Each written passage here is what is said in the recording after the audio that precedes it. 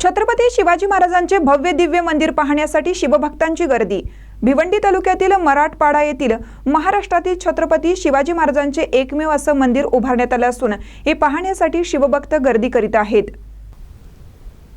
या मंदिरामध्ये छत्रपती शिवाजी महाराज यांची मूर्ती म्हैसूर येथील असून ही मूर्ती 100 फुटाची संपूर्ण मूर्ती अखंड दगडाची आहे।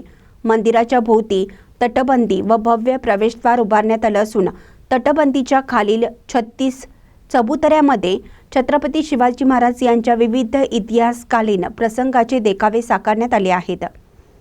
या चित्राची माहिती सर्व भाषिक शिवभक्तांना कळावी यासाठी मराठी, हिंदी व इंग्रजीमध्ये चित्राखाली लिहिण्यात आलं आहे।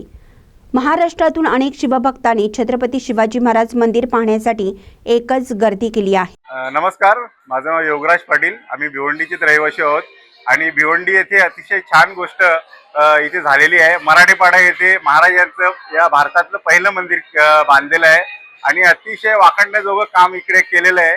आणि मुलांना आपल्या काही पार्क, झू हे दाखवण्यापेक्षा आपला इतिहास आणि महाराजांबद्दल ही जी काही कलाकृती आहे ही दाखवणं खूप गरजेचं आहे। ही काळाची गरज आहे, कारण की आपण दुसरीकडे नेतो ना, तिकडे आपला इतिहास त्यांना समजत नाहीये। इथे महाराजांची मूर्ती स्थापन केलेली आहे, गडासारखी तटबंदी इथे उभारलेली आहे आणि हे खूप छान आहे।